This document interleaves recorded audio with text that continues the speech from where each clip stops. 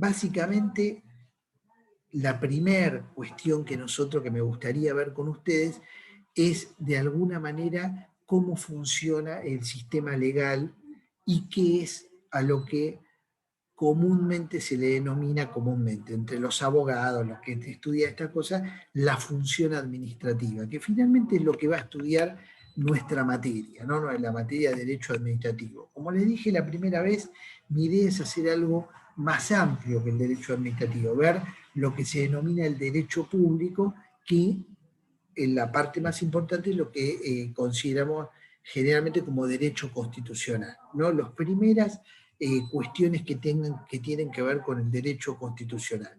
Cuando hablamos de derecho constitucional, siempre hablamos de ese documento, ¿sí?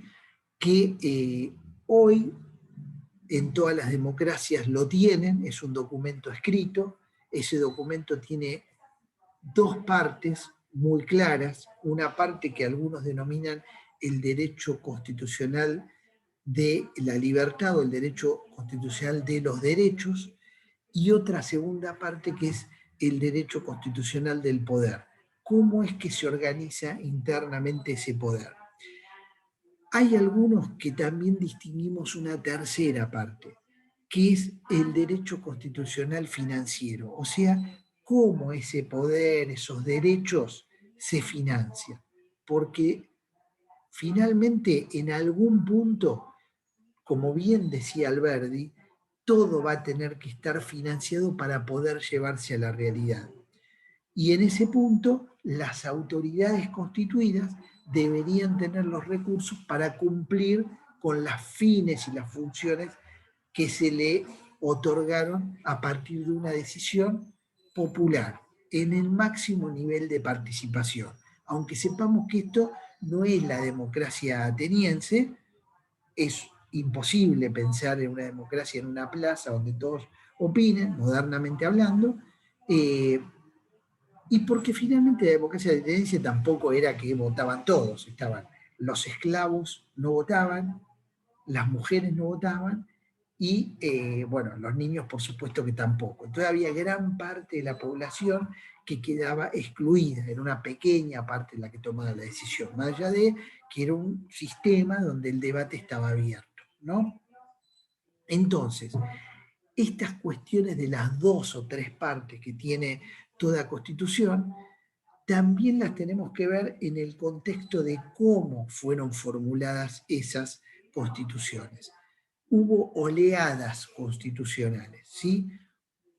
Por más que a veces podemos, por ejemplo, hay un famoso trabajo de Aristóteles que se llamaba Las Constituciones de Grecia, donde ella analizaba cómo era la constitución de Esparta, Atenas, las comparaba. En realidad no eran las constituciones que hoy conocemos, eran otra cosa, eran formas de gobierno. No tienen la estructura que hoy reconocemos, tampoco tenían la división de poderes, ni las cuestiones que hoy técnicamente definen a una constitución. Bien, entonces, ¿quién va a ser el encargado de darse una constitución? Bueno, acá se parten de varias ficciones, ¿no? Hay un determinado momento en que una convención constituyente decide en nombre del pueblo darse esa constitución. Acá también tenemos algunos detalles, ¿no? ¿Quiénes son los que van a entrar a ese lugar para darse esa constitución? ¿Quiénes van a ser los encargados de atribuirse la voluntad popular y decir, bueno, nosotros, los representantes del pueblo de la nación argentina? ¿Por qué eso van a ser los que se den esa atribución? Bueno, acá estamos hablando de lo que se conoce como un poder constituyente originario, ¿sí? En general, el poder constituyente originario es ese momento en el cual una sociedad muy compleja, en guerra, en conflictos permanentes, etcétera, firma un tratado de convivencia y se van a sentar a elaborar esos tratados de convivencia los contendientes. quienes estuvieron en un momento en conflicto, dice, bueno, ahora paramos el conflicto y lo que vamos a hacer es organizarnos y que cese el estado de conflicto, de guerra civil, como lo queramos llamar. Entonces, en primer momento, tiene que haber un gran acuerdo político entre los sectores estratégicos. ¿Quiénes son esos sectores estratégicos? Los que pueden bloquear o impedir que esa organización se lleve adelante. Entonces, en general, cuando vamos a ver cuál fue la primera constitución de Chile, cuál fue la primera constitución argentina, cuál fue la primera constitución norteamericana, nos vamos a encontrar con personajes notables, ¿sí? De ese momento, dirigentes, va a haber abogados, va a haber economistas o protoeconomistas, va a haber militares, va a haber clérigos, curas, va a haber de alguna manera empresarios, grupos empresariales que de alguna manera dicen, bueno, yo voy a nombrar personas que vayan ahí. Va a ser una democracia quizá en principio más de un pacto de convivencia que de una verdadera elección democrática. ¿Por qué? Porque ni siquiera hay un sistema de elección democrática para elegir. No hay un sistema electoral, porque eso viene después. Entonces, siempre hay un poder constituyente que viene de una situación de gran desorganización, anarquía, guerra, etcétera, y dicen, bueno, vamos a firmar nuestro pacto. En nuestro país, ese fue un proceso muy largo, ¿sí? Se comienza en 1810 y se dice, vamos a tener una constitución como la de Francia, Estados Unidos, lo poco que se conocía en ese momento. Y que ahí claramente estaba la famosa Declaración Universal de los Derechos Humanos francesa, lo que incorporaron también los norteamericanos, y estaba la estructura de organización del poder típica de tres poderes, una división en tres poderes, lo que se llama una república. Poder ejecutivo, poder legislativo, poder judicial, donde el poder ejecutivo es virtualmente el más importante. ¿Por qué? Porque ahí están representados todos, ¿sí? En ese magma medio de desorden y de pacto, se llega a un acuerdo y básicamente el acuerdo va a estar dominado por este modelo, ¿sí? Una parte de derechos, una parte de distribución del poder. Yo siempre señalo la parte financiera porque la vamos a encontrar siempre y vamos a ver que la parte financiera siempre fue un elemento de negociación. Por ejemplo, en nuestro país, ¿quién se quedaba con la aduana? Bueno, ¿quién se va a quedar con la aduana, con la plata de la aduana? Eso era parte principal de la pelea. Y de los, ¿vieron cuando dice el preámbulo? En cumplimiento de los pactos preexistentes, no los representantes del pueblo, esos eran los pactos previos que dan origen a ese a esa constituyente originaria. ¿Sí? Dentro de esa, ¿se entendió hasta ahora alguna duda, comentario? No, se entendió, se entendió. Bien, la gran fantasía es que hay un contrato social. Un contrato, como vamos a ver en pocas reuniones para adelante, es cuando hay dos partes simétricas y esas dos partes simétricas llegan a un acuerdo. Hay hay una proporcionalidad entre las partes. Acá, por eso a mí me gusta hablar más de un pacto, de un pacto de sectores que dicen, bueno, vamos y firmamos la paz bajo estas condiciones, que nos llevarán a otros estadios. Cada una de esas constituciones va a tener un artículo, dos, tres artículos, que va a contemplar cómo se va a reformar esa constitución. ¿Sí? Va a fijar un procedimiento para la reforma de esa constitución. ¿Esto por qué es? Porque si rompemos ese procedimiento, en realidad volveríamos a estar en medio de un poder constituyente originario, una situación quizá hasta revolucionaria. ¿Me comprenden por qué? Porque el procedimiento es para reformar esa Constitución. ¿Se entendió esto? Nuestra Constitución tiene un procedimiento establecido que a lo largo de su historia ha sido muy debatido y hoy está muy bien cerrado, muy bien acotado. No es fácil hoy decir, bueno, vamos a reformar la Constitución, utilizamos este procedimiento, pero tenemos dudas sobre si en realidad la mayoría se cuenta de una manera o de otra. Durante 150 años hubo bibliotecas para un lado y para el otro que decían, bueno, para la reforma constitucional se requieren 2/3 de ambas cámaras, de los presentes, de la totalidad de los miembros. Ahí la cuenta te da siempre diferente. Si es de los presentes, con secuestrar a un grupo de legisladores, ya puedo llegar más fácil a lograr los 2/3, ¿me comprenden? Bueno, el único caso en la historia argentina donde hubo una reforma constitucional que se hace bajo los 2/3 de la totalidad de las cámaras fue en la Constitución del 1994. Previamente a eso hubo otras reformas e intentos de reforma, pero eran con la oposición presa, la oposición proscripta, bajo condiciones de fuerza militar condicionando a la Asamblea. En este caso fue límpido, tenía un periodo de sesión de 3 meses, en 3 meses termina la Constitución, la totalidad de los convencionales la juraron y seguimos adelante con eso. Pero hay veces que eso no se da, esas situaciones no se verifican en la práctica. Una de las discusiones sobre cómo cambiar la Constitución estaba dado porque la Constitución de 1853-1860 no aclaraba si era la necesidad de los 2/3 de la totalidad de los miembros de la Cámara o de los presentes. Esta cuenta, como daba diferente, generaba que el que perdía decía, no, es sobre la totalidad, entonces se retiraban, no participaban de la elección y era una constitución que no tenía la fuerza de todas las fuerzas políticas importantes. ¿Sí?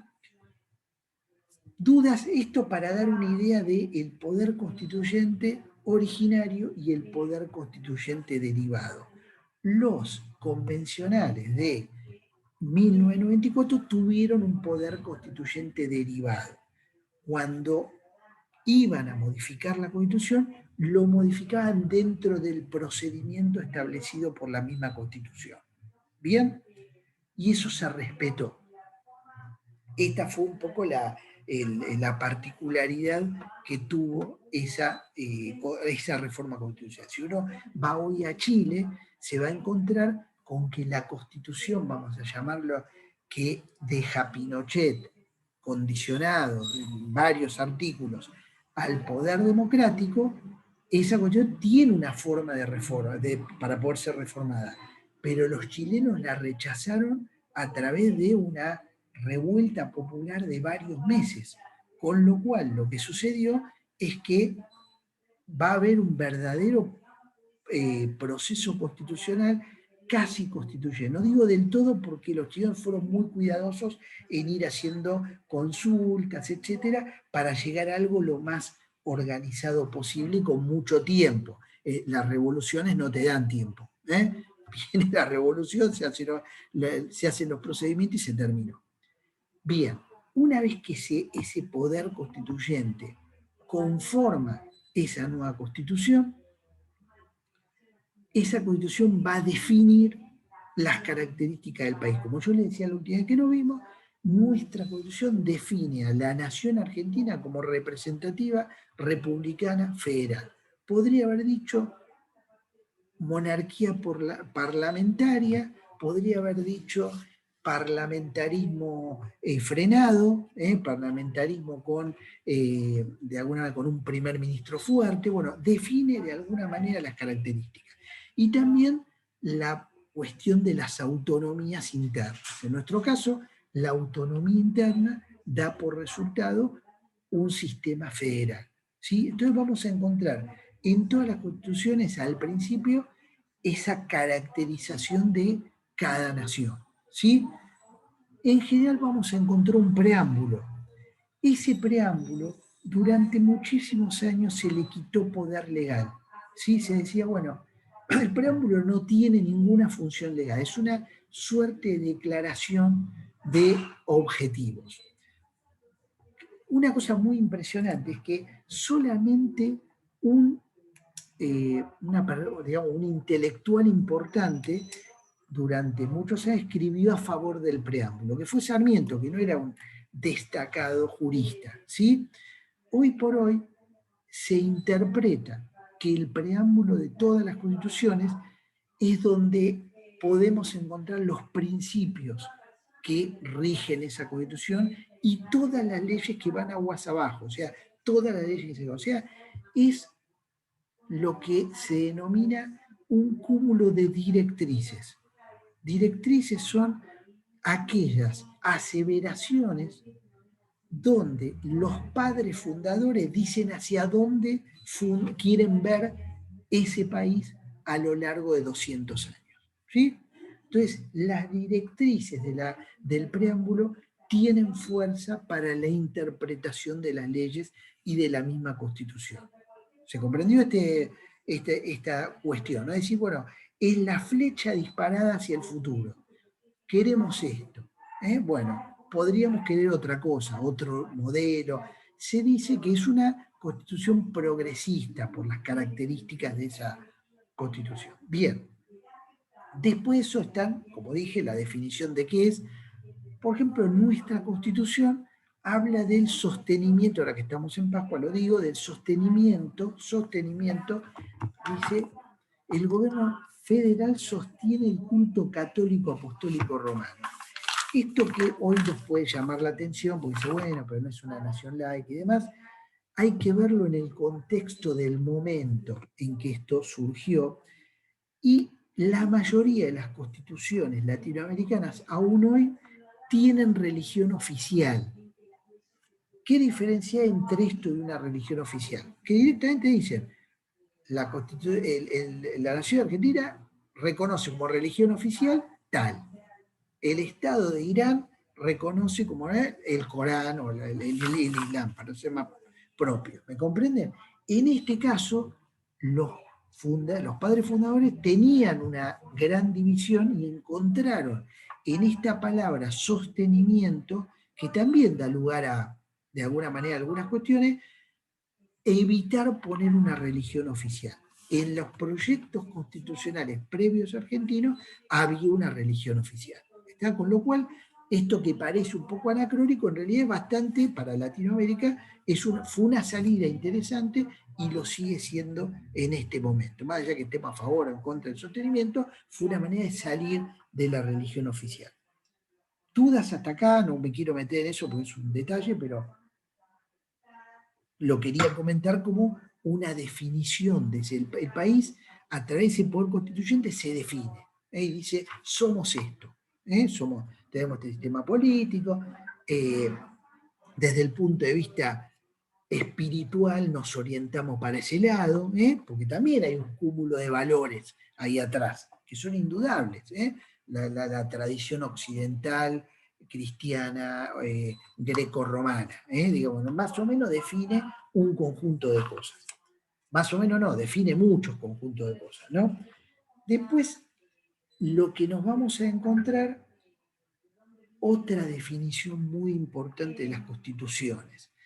La Constitución fija el poder ejecutivo y dice, bueno, ¿qué va a haber? Un poder ejecutivo. Ahora, ¿dónde vive ese poder ejecutivo? Y esto da lugar a muchas cuestiones. La Constitución en ningún momento dice que la capital federal es la ciudad de Buenos Aires. Esto lo tenemos todo claro. Dice, las autoridades que ejerce el gobierno federal residirán en la ciudad que se declare capital de la República por una ley especial del Congreso, previa sesión hecha por una más legislatura provincial del territorio que haya de federalizarse. Con lo cual vemos que Este es un problema que generó situaciones muy difíciles en nuestro país y ni siquiera después de 1994, cuando fracasa el proyecto de traslado de la capital a Carmen de Patagones y Viedma, esto fue resuelto. ¿Me comprenden? A veces me pregunto si la ley que traslada la capital a Carmen de Patagones, Viedma, si no está vigente todavía. Con eso les digo todo. O sea, es un tema complejo que si tenemos tiempo, en algún momento lo vamos a, de alguna manera, a explicitar. El artículo 4 de la Constitución es la cláusula del tesoro.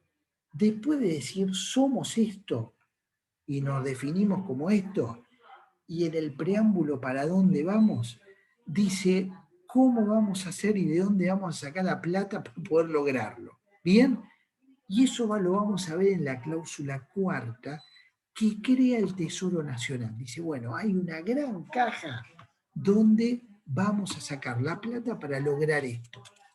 No me voy a meter hoy en esta particularidad, pero quiero que vayamos viendo cómo se va estructurando despacito en una constitución bastante antigua a nivel mundial, porque nuestra constitución ya a esta altura del partido es de las primeras, pues piensen que nosotros la tuvimos en su versión más acá en 1860 e Italia tuvo su primer constitución en 1870 por la unificación.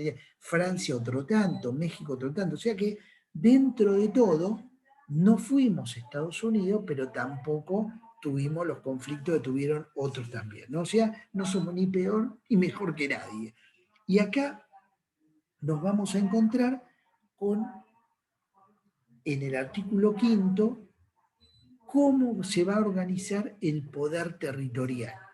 Si somos un país federal, vamos a ver cómo se va a organizar cada provincia. Y dice, cada provincia dictará para sí una constitución bajo el sistema representativo republicano, no federal porque es una provincia, de acuerdo con los principios de declaración de esta constitución. O sea, todos los gobiernos provinciales van a tener que dictarse una constitución que va a tener una serie de requisitos. Representativo, tiene que haber democracia. Republicano, tiene que haber división de poderes internos en cada provincia. ¿Sí? Dice,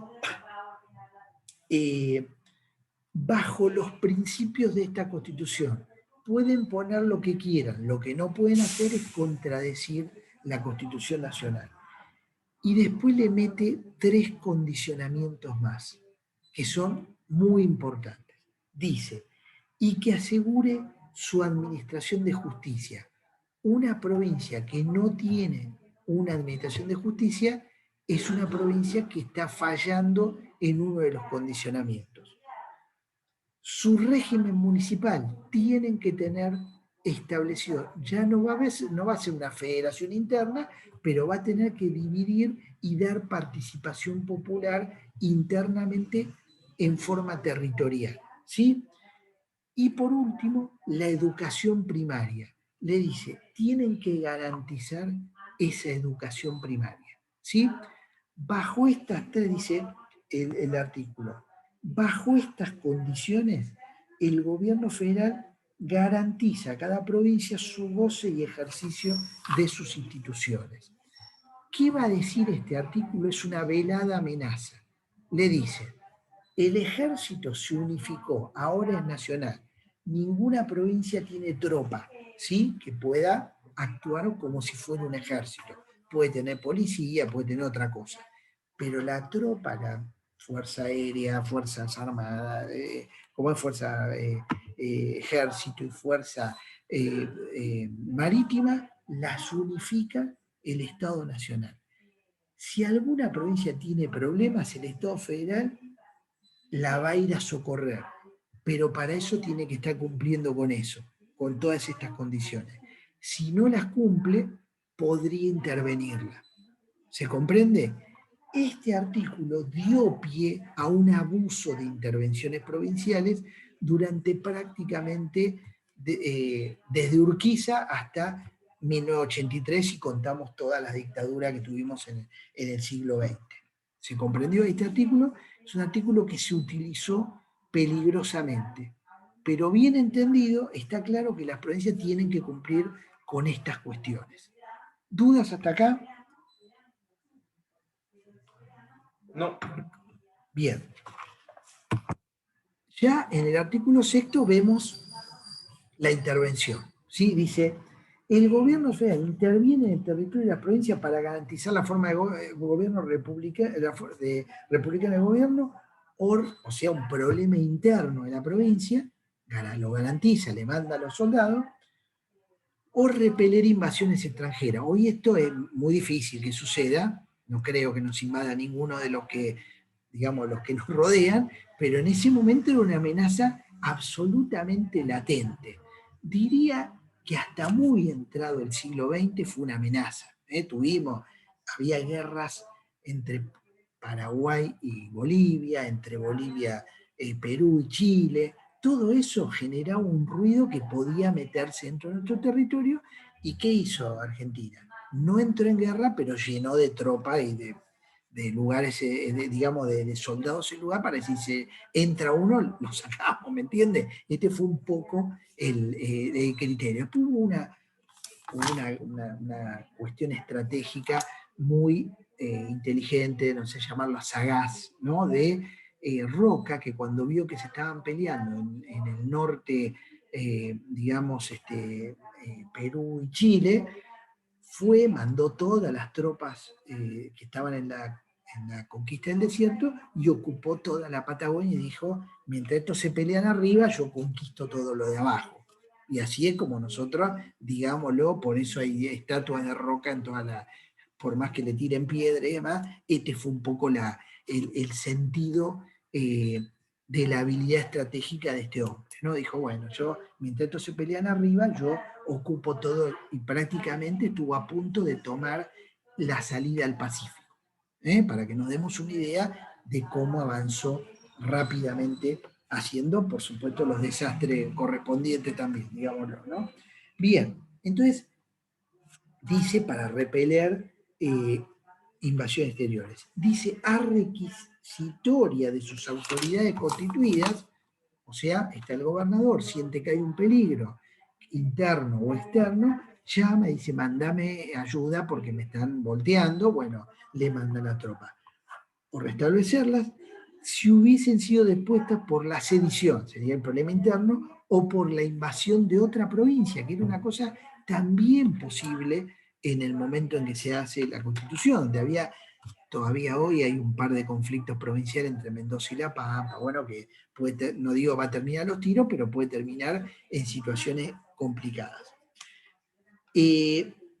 Bueno, esto tiene que ver con cómo se conformó el país. Hay una serie de artículos que los voy a pasar porque tienen que ver con, de alguna manera, otra temática. Y a partir del artículo 14 empezamos a encontrarnos con los derechos, digamos, de verdad, los derechos individuales. ¿No? Todos son derechos, pero los derechos individuales, ¿no? Todos los habitantes de la nación conceden los siguientes derechos. Bueno, acá en el artículo 14 vamos a encontrar con los derechos clásicos, la libertad, navegación, comercial, disponer de la propiedad, etc. Aprender, un montón de cosas más. Ejercer el culto, todo lo que serían los derechos individuales. Ya en el 14 bis, que es una incorporación de una convención de dudosa validez, que donde el peronismo estaba proscripto, luego del golpe del 55, en ese momento se hace una reforma constitucional, se convoca una constituyente, esa constituyente efectivamente lo que hace es consolidar la derogación de la reforma constitucional de 1949 y toma la vieja constitución del 53-60 y le agrega este artículo, que es una especie de resumen de varios derechos sociales mal escritos y demás que tenía la Constitución del 49. Es una reforma que igual es muy valiosa y que quedó incorporada, son 3 párrafos muy significativos todos, ¿no?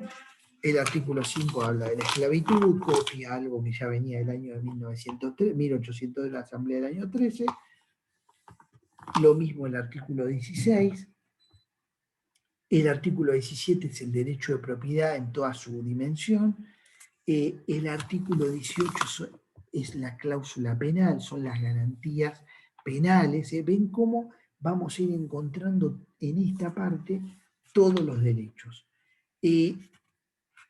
Hay una incorporación, yo lo voy a pasar ahora rápido, pero hay una nueva incorporación en la reforma del 94, que es la denominada nuevos derechos y garantías, que tienen que ver con lo que mal se denomina derecho de tercera generación. Vamos a encontrar derechos de usuarios y consumidores, derechos ambientales. Bueno, todo eso va a ser incorporado con un conjunto de garantías. ¿Qué son las garantías? Las que permiten defender esos derechos, instrumentos, acciones que permitan a la ciudadanía, ya sea en forma individual, cada uno de nosotros, o en grupos, porque afectan derechos de grupos, a ir a la justicia y defenderlo. Crea un sistema que permite esto. ¿Dudas hasta acá? ¿Comentarios?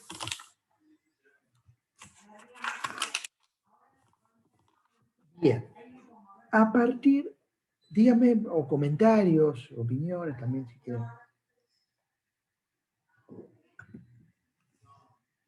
A partir del artículo 44 nos vamos a encontrar con la segunda parte, o sea, el poder, cómo se va a estructurar el poder. En este punto nos vamos a ver, por un lado, las dos grandes cámaras, la Cámara de Diputados, la Cámara de Senadores, ¿sí? Acá es importante decirlo, hubo un primer gran acuerdo y pacto pergeñado por las ideas de Alberdi, que Alberdi en realidad obviamente lo toma de algún otro lugar, lo toma de la Constitución de Estados Unidos y alguna Constitución europea basado en la federación. Entonces dice, acá estamos en guerra de 1810 hasta 1850 pasado y no nos ponemos de acuerdo en qué. No nos ponemos de acuerdo en que las provincias sienten que una representación proporcional por habitante en todos los países, en todas las provincias, en el total de la nación, da por resultado que hay una provincia que es dominante por la cantidad de habitantes, plata, todo lo que se puede imaginar, que es Buenos Aires. Tenemos que encontrar algo que equilibre ese poder. Entonces, a la división de poderes, como poder ejecutivo, legislativo y judicial, le agregamos una división horizontal que dice, bueno, va a haber una cámara que es una cámara representativa de las provincias, que si hay por una sobrerepresentación de la ciudad de Buenos Aires, la provincia de Buenos Aires, en la Cámara de Diputados, algo que nos perjudique, nosotros revisamos eso y lo bloqueamos. Es un actor de veto de esas decisiones. Con esto, lo que Alberdi plantea es garantizamos tranquilidad a la provincia, a las provincias que no van a ser arrasadas por la decisión de una sola provincia. Entonces vamos a encontrar ahí un equilibrio que vaya más allá de la división clásica de poderes, sino que también equilibre los poderes territoriales. ¿Se comprendió esto? Esto fue una gran llave maestra para lograr que las provincias que iban a la guerra dijeran, bueno, si nosotros tenemos seguridad de que no nos van a seguir perjudicando y tenemos un mecanismo efectivo de bloquear lo que nos perjudique y apoyar lo que no nos perjudique y por el contrario poder ir para adelante, nosotros vamos a aceptar esto. Fue como el pacto se logra bajo una estructura jurídica que hizo cesar la guerra. Pero como sabemos, el conflicto no para. Digamos, la guerra abierta para, pero el conflicto sigue latente. ¿Dónde? En esas cámaras y en las provincias. ¿Está? ¿Dudas, comentarios? ¿Cómo era el refuerzo para que las provincias no sean engañadas en este caso? El refuerzo era el siguiente, que esos senadores, que eran dos senadores, duraban 4 años, es otra constitución, dos senadores que duraban 4 años, mientras que el Poder Ejecutivo duraba 6, o sea que ahí había una posibilidad de ir como interviniendo en varios momentos del Poder Ejecutivo. Acuérdense que eran 6 que para poder ser reelecto requería dejar pasar un periodo. El único que logra completar los 2 periodos enteros es Roca, el general triunfante, vamos a llamarlo así, ¿no? Del interior tucumano, que logra unificar el país bajo las normas y bajo el ejército, digámoslo, ¿no? Bajo un ejército que él comandaba y del cual era el líder. Logra una unificación territorial importante y logra hasta meter a su sucesor, pero él también después es reelecto, y concluye su mandato, por eso es el que más tiempo estuvo en el poder en nuestro país. Básicamente, ¿cuál era el refuerzo del Senado? Que los senadores no eran elegidos como ahora por el voto popular. Eso lo teníamos presente, quiero que quede claro esto. Los senadores eran elegidos por las legislaturas provinciales. O sea, el pueblo elegía la legislatura provincial de acuerdo a su propia constitución, que debía seguir los principios de esta constitución, y decía, bueno, perfecto, dictamos leyes, ahora tenemos que nombrar un senador o 2 senadores, perfecto, vamos, y nombraban a 2 senadores que si se movían 1 milímetro de las decisiones que tomaba esa legislatura, los sacaban y ponían a otro. ¿Por qué era esto? Porque en esos días de tanto tránsito en carreta, sin camino ni nada, el dicho era que los senadores y los diputados de cada provincia cambiaban de opinión en el viaje. ¿Está? Como que cuando llegaban acá se deslumbraban, votaban cualquier cosa y cuando volvían los querían matar o directamente no volvían nunca más. Esto era lo que pasaba. Entonces, el mecanismo era muy efectivo. Cualquier senador que no respetara lo que decía la legislatura, volaba y ponían a otro. Entonces era un gran refuerzo que garantizaba que cualquier cosa que la mayoría porteña en ese momento impusiera, rápidamente, cuando pasaba a la Cámara de Senadores, caía. ¿Se comprende el mecanismo, cómo era la situación? Bien, esto fue alterado, cambiado, en el año 1994. ¿Por qué? Porque hay un nuevo pacto, y el pacto no fue con un criterio provincial, sino que fue un acuerdo político de partidos políticos. ¿Sí? Básicamente pasaba algo parecido a lo que nos pasa ahora, pero con diferentes actores. Había 2 partidos mayoritarios, la Unión Cívica Radical, el Partido Justicialista, cada uno tenía un número de lista, uno era la lista 2, el otro era la lista 3, se presentaban a elecciones y tenían el 85% de los votos. ¿Sí? 80. Básicamente había un bipartidismo con 2 partidos fuertes, con gobernadores, legislaturas que les respondían, etc. Ahora bien, ese acuerdo, ¿dónde es que, digamos, previamente se entendía que no funcionaba? Bueno, para algún partido, para alguna parte de los partidos, vamos a llamarlo el Partido Justicialista, en ese momento quería la reelección de su líder, que era Carlos Menem, recientemente fallecido. Para poder ir a la reelección debían cambiar la Constitución. ¿Sí?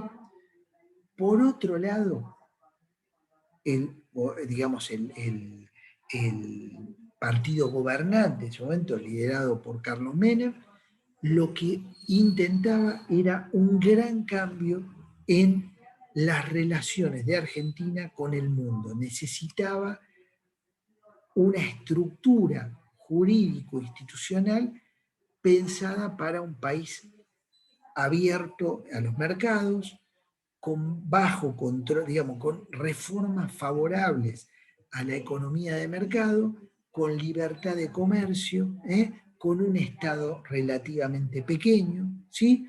Y para eso requería también alguna serie de modificaciones en todos los sistemas, tanto de control como de institucionales. Del otro lado, el otro gran partido pretendía algunas otras cosas. Una de esas cosas es limitar el poder presidencial. Los radicales en general son de tendencia, o eran, ahora no puedo determinarlo, de tendencia socialdemócrata a la europea. Entonces veían el sistema parlamentarista, en especial el francés, que tiene un presidente, como algo posible acá. Entonces se volcaban a ese esquema. Entonces decían, bueno, necesitamos limitar el poder presidencial. Nosotros le damos la reelección, pero lo limitamos. Este es un poco el esquema que plantea. Y después, en ese momento hay una gran demanda, como ahora, de transparencia en la gestión. Bueno, de alguna forma, en ese sentido, plantea una serie de cambios en ese aspecto. Y el tercer elemento era un cambio en la justicia. No sé si les suena, había mucha insatisfacción con el sistema judicial y se decide crear un consejo de la magistratura para el nombramiento y remoción de los jueces. Este es un poco el acuerdo. El acuerdo, te damos la reelección, te damos algunos instrumentos que generen mejoras en la competencia interna y externa, etc. Y nosotros lo que pretendemos es consejo de la magistratura y más derechos y limitación en el poder presidencial. Y esto, finalmente dijeron, bueno, estamos de acuerdo, vamos a ir para allá. Pero los radicales dijeron, como hicieron en su momento las provincias, ¿y qué garantías tiene mi partido de seguir participando en el poder? ¿No? Y ahí se crea el famoso sistema de los tres senadores por 6 años renovados por tercio. ¿Qué pasaba con los senadores hasta el momento en que se da la reforma esta? Pasaba que las legislaturas finalmente tampoco estaban nombrando senadores fieles. Muchos senadores ni pisaban la provincia y de alguna forma respondían los dos senadores al gobernador. Entonces no había posibilidad de un tercer senador que representara a la oposición.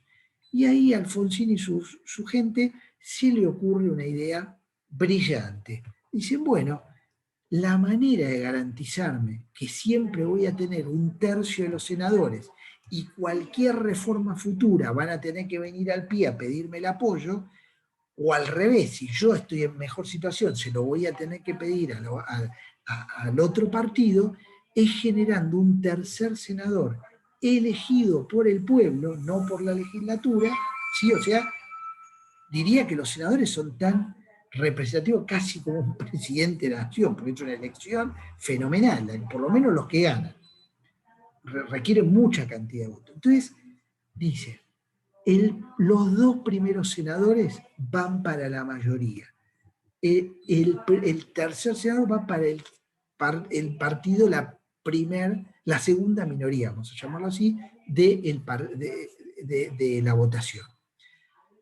¿Qué cuenta hace Alfonsín y el Partido Radical? Que en todas las elecciones ellos quedaban primeros o segundos, con lo cual siempre garantizaban algo más que los dos, que el tercio y un poquito más. Y se volvían indispensables ante cualquier situación grave para el país.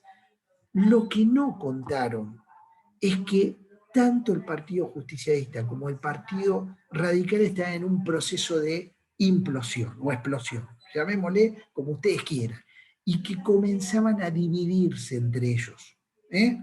y surgían otras fuerzas políticas, una tercera, una cuarta, una quinta, que le iban robando algunos votos, los votos necesarios para a veces colocar a ese senador. Se comprendió la situación, es una situación que se hace un pacto, se hace una constitución, todo fenómeno, pero después la crisis política y económica lleva a que quienes hicieron ese pacto prácticamente desaparezcan de la escena política, no los líderes, sino los partidos.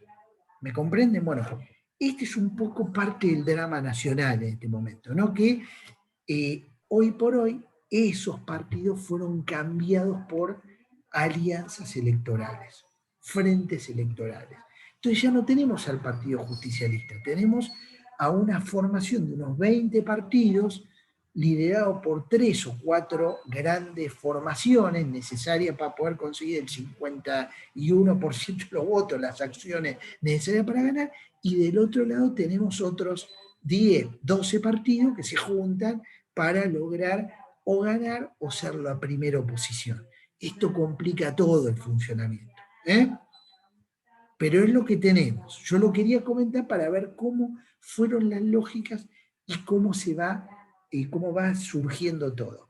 Hoy diríamos que el sueño de Alfonsín, por llamarlo de alguna manera, casi se cumple en el 2015 y lo que le siguió, en 2017.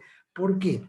Porque efectivamente el frente electoral que se denomina Cambiemos, en realidad es un frente liderado por capitalinos y por gente de la provincia de Buenos Aires, mientras que todo el interior lo domina la Unión Cívica Radical, con lo cual la Unión Cívica Radical pudo colocar una gran cantidad de senadores y volver a reestructurar esa situación 20 años después.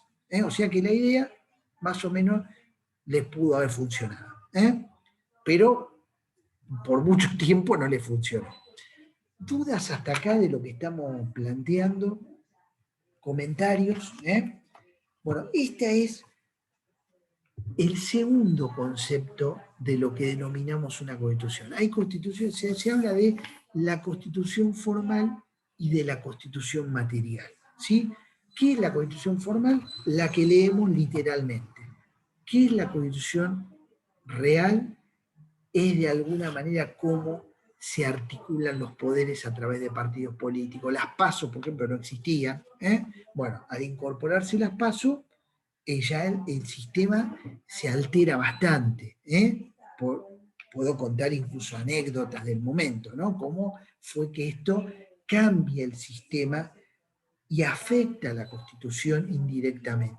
Entonces, la Constitución material comienza a deformar la Constitución formal. Y eso puede dar lugar, dentro de unos años, a una reforma constitucional. Cuando esto no aguante más, van a decir, bueno, la verdad es que no solo no está ni Menem ni Alfonsín, sino tampoco está el Partido Radical como lo creíamos, no está el Partido Justicialista, hay otra cosa, están los movimientos piqueteros que no existían, los movimientos sociales, las cooperativas, bueno, esto está en la calle, piden cosas, pero acá no está reflejado. Bueno, quizá en algún momento esto haga eclosión y digan, tenemos que reformar la Constitución. Ya se empieza a hablar de eso. Bueno, con esto les quiero plantear que el sistema tiene cierta estabilidad, no es totalmente estable. Y eso no está mal. Para los abogados es muy duro esto. Pero yo ya, como estoy en otras cosas, también digo, reconozcamos que la ley no está picada en la piedra. La ley intenta ir a través de otros mecanismos que vamos a ir viendo a lo largo de nuestro curso, ir generando los remedios para que la Constitución esté siempre vigente y no decaiga. ¿Sí? Un detalle más que me gustaría comentar, dudas, comentarios, me gustaría escuchar opiniones. Si hay algo que no quedó claro. No, todo bien, todo bien. Bien, bien, bien, me alegro que se esté comprendiendo. Yo les voy a contar, cuando yo estudié la secundaria, estuvo toda la dictadura militar. Sí, toda, enterita. Desde el primer día de clase hasta el último. ¿Qué veíamos nosotros en la escuela? La Constitución Nacional. Venían profesores y decían, esta es la Constitución Nacional. Claro, para nosotros era un estado de esquizofrenia muy grande, porque alguien siempre, en general me tocaba a mí, y decía, "No, pero ¿qué pasa ahora que no? Bueno, es un momento, vamos a cambiar. Bueno, claramente esos son los momentos donde la constitución es formal y la realidad pasa muy por otro lado, muchísimo por otro lado. ¿Me comprenden? Entonces, esas situaciones son situaciones muy conflictivas. Hoy felizmente nosotros no tenemos eso. Y eso, de alguna vez, es una gran enseñanza aprendida en nuestro país y en Latinoamérica. De alguna manera, la Constitución, que siempre fue cuestionada por casi todos los movimientos políticos del siglo XX, esos mismos movimientos políticos que incluso guerreaban, iban a los tiros, se ponían bombemas, dijeron, bueno, vamos a hacer una cosa, sabemos que no es perfecta, pero tenemos esto, vamos a intentar caminar con esta constitución y ver si podemos sacar el país adelante. Una especie de acuerdo general de que no podíamos seguir así. Pero pasado 13 años se dijo, bueno, también la tenemos que cambiar porque tiene 150 años, busquemos acomodarla, etc. Me tiento a contarles situaciones que son bastante poco conocidas. Cuando, digo, porque ahora hay un documental sobre Isabel Perón, yo me acuerdo poco de Isabel Perón, pero me acuerdo de todo ese momento y demás, me acuerdo también de Perón, de discursos, yo era muy pequeño, me acuerdo bien. Eh, Básicamente hay un gobierno democrático, ¿sí? Un gobierno democrático donde participaron muchos partidos políticos, ¿sí? Participó el Partido Justicialista con una, con una proscripción compleja, que podríamos decirlo, participó el radicalismo, participó la izquierda, participó la centroizquierda, participó la derecha, participó la centroderecha y la ultraderecha. Digamos, fue una elección donde participaron todos. Sin embargo, claramente una victoria de ese frente conformado y liderado por Perón, pero cuando uno que se dedica a esto empieza a investigar un poco, el mandato duraba 4 años. Entonces decimos, ¿por qué duraba 4 años? ¿Qué constitución regía en ese momento? Bueno, quizá formaría parte de los problemas y por qué ese gobierno no caminó. En realidad, durante el gobierno de Lanusse hubo una suerte de acuerdo político, una especie de multipartidaria, que le dio la mano al gobierno de Lanusse diciéndole, bueno, vamos a intentar fijar las reglas para el próximo periodo, la salida democrática, como se le llamaba en ese momento. ¿Cómo vamos a hacer la salida democrática? Bueno, vamos a hacer una ley fundamental firmada por un dictador. Pero bueno, dijeron, con tal de que nos permitiría elecciones, vamos para adelante. Entonces, hay una ley fundamental que tuvo un rango constitucional. ¿En qué, por ejemplo, qué elementos tenía esa ley fundamental? Que había libertad de partidos políticos. Todos aplaudieron, había libertad de presentar candidaturas, pero la residencia en el país de los candidatos tenía que ser en los últimos 3, 4, 10 años. Por supuesto, Perón hacía 18 años que no podía volver, entonces él no podía ser candidato. ¿Se comprende? Ahí tenemos una gran proscripción, ¿sí? Esta es una mancha. Después, no se regían los mandatos por la Constitución Nacional. La Constitución Nacional del 1853-60, con las modificaciones del año 58, regía supletoriamente a esa ley fundamental que tenía rango constitucional finalmente. Los mandatos duraban 4 años. El presidente y 4 años los diputados y senadores, completos, no por mitades. Nosotros votamos cada 2 años y renovamos por mitades. Ese grupo de diputados y senadores no tuvo elección intermedia. Busquemos ahí un problema en que no hubo una llave de liberación de presión, y que ese gobierno de Isabel Perón, primero de Perón, de Isabel Perón, pareció eterno para la gente en ese momento. ¿Me comprenden? Porque no hubo un ejercicio democrático en esos 2 años. Es una opinión personal. Lo digo porque hoy escuchamos a muchos economistas de todas las tendencias decir los mandatos se debería votar cada 4 años, deberíamos tratar de votar menos. Eso es un error, porque todas las tensiones sociales en una sociedad con el 50% de pibes bajo la línea de pobreza, yo no sé si aguanta tanto tiempo. Opinión personal. Una elección permite corregir, permite dar un golpe sobre la mesa por parte del pueblo, decir, bueno, los mercados hacen lo que quieren, los gobernantes hacen lo que quieren, pero yo voto una vez y voto con fuerza y me manifiesto. ¿Está? Entonces, bueno, estos detalles no estuvieron en la ley fundamental del, vamos a llamar así, de la NUCE.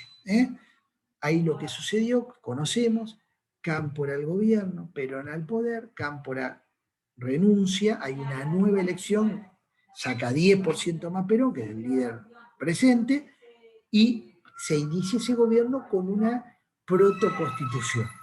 Cuando viene el 83, ahí no hubo dudas. Agarramos, desempolvamos la vieja constitución del 53 y dijeron, la hizo Mitre, le hicieron todo lo que no queremos, pero es lo que tenemos. Preferimos esto a andar haciendo retoque. Y eso funcionó. Eso funcionó. Y me parece que por eso tiene tanto valor esta constitución. Decir, bueno, nos peleamos, nos decimos cualquier cosa en la Cámara de Diputados, pero todos finalmente acatamos esta. Y si la Corte Suprema nos manda algo que no nos gusta, bajamos la cabeza y vamos para adelante. Eso no sucedió, ningún gobierno se rebeló contra la Corte Suprema.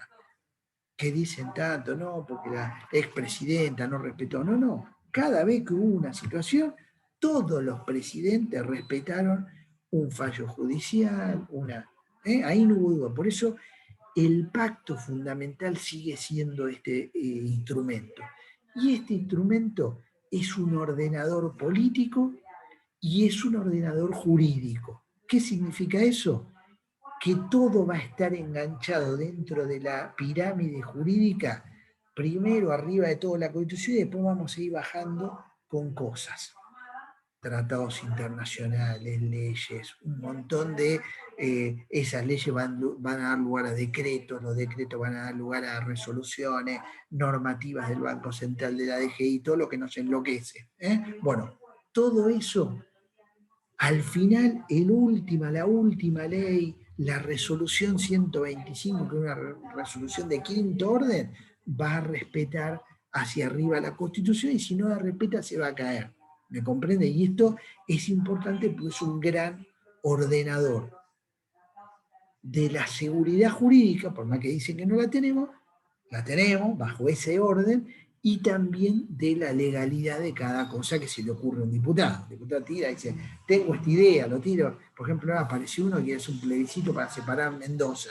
Bueno, ese plebiscito no se puede hacer, porque si a algún mendocino se le ocurre decir, esto es independiente, van y lo llevamos preso. No hay manera, ¿me entiendes? ¿Por qué? Porque hay un pacto inicial por el cual la provincia fundadora de este país, de la nación, que es Mendoza, que es preexistente a la Constitución Nacional, renunció al derecho de secesión. El derecho de secesión es un derecho que tenía la provincia ante la organización nacional.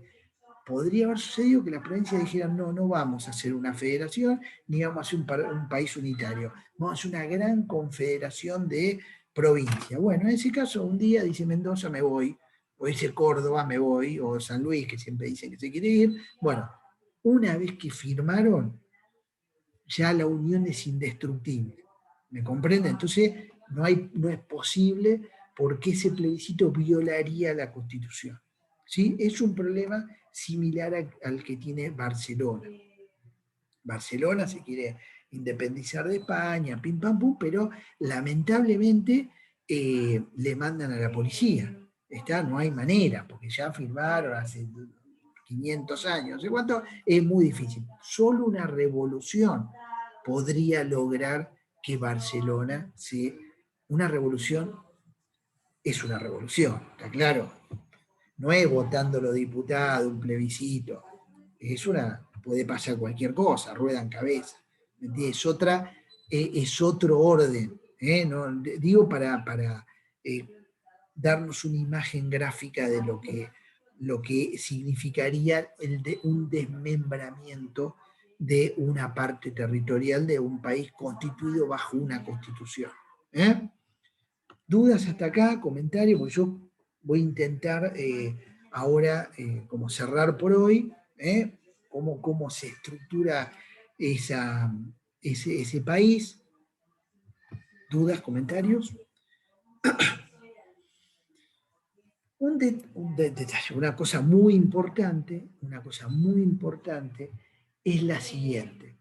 El concepto constitucional, democrático y republicano por oposición a una monarquía absoluta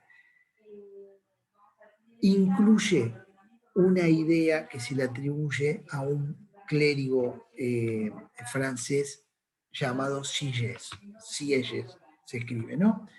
Él planteaba que mientras los monarcas estaban fundados en un supuesto poder divino y básicamente en la idea de que toda comunidad se daba a un rey para ir a la guerra y conquistar su espacio territorial y defenderse en esa guerra, o sea, la frase de Luis XIV, Francia unificada bajo un rey y una religión, este es un poco y un ejército, es decir, bueno, este es el concepto absolutista.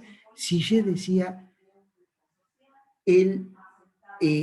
un país, un Estado, solo se unifica a través de la ley surgida de un parlamento. Lo que unifica al Estado no es ni el rey sol, es un componente formal dado por la ley, y no hay ley sin legislatura. Para ello eran los estados generales. Y después de un elemento material que básicamente son los labradores que producen la comida, el ejército que te defiende, bueno, ahí metía obviamente un cura finalmente, bueno, el estado espiritual, pero todo eso eran componentes materiales y la unificación era formal, bajo una ley y una legislatura. Después podíamos nombrar un rey, lo que querramos, pero ese rey ya no iba a estar por encima de todo, sino que iba a estar bajo una ley. ¿Sí? Y de todos los componentes de esa legislatura, el más importante era el de los labradores, trabajadores, porque eran los que producían las cosas. Sin eso no existía el país. Esto es lo que planteaba Sieyès. Decía, bueno, la condición material es que alguien debe comer, que alguien proteja, que alguien produzca. Bueno, esos están dentro del Parlamento, votan como todos y crean esa ley que nos unifica. ¿Sí? Este concepto de ley unificado, y ya no es un territorio bajo una autoridad, sino un territorio bajo una legislatura que hace la ley, porque finalmente está bajo la ley, es lo que crea las democracias modernas. Y como es la legislatura la que va a crear la ley, tenemos en nuestra Constitución ese artículo 44 que dice la legislatura, el Congreso está compuesto por dos cámaras, lo que dijimos, la garantía aquella, ¿no? Primero la Cámara de Diputados, porque es la que representa al pueblo, y le da una serie de atribuciones, y después la Cámara de Senadores. De ahí surge toda la creación nueva de cada cosa que va a existir en el nuevo Estado. Si tenemos que crear un ministerio, va a haber una ley de ministerios que cree ese Estado bajo las normas constitucionales que dicen cómo se integran los ministerios. Si vamos a gastar plata, va a haber un presupuesto que va a ser una ley que va a decir cómo, más que cómo es qué va a gastar cada dependencia pública. Y va a haber una ley, que es la ley que nos va a interesar a nosotros a lo largo del curso, que es la ley de procedimiento administrativo, que nos va a decir cómo cada funcionario, del presidente hasta el último, va a tener que actuar para que su actuación sea válida, ¿sí? Y para que produzca efectos válidos sobre la población. Anunciar medidas, como les decía, se la lleva el viento. La medida va a tener que ir acompañado por un decreto, por una decisión administrativa, algo que diga cómo se va a llevar adelante esa medida. Una de las grandes discusiones de los últimos días fue cómo se reparten las vacunas, ¿sí?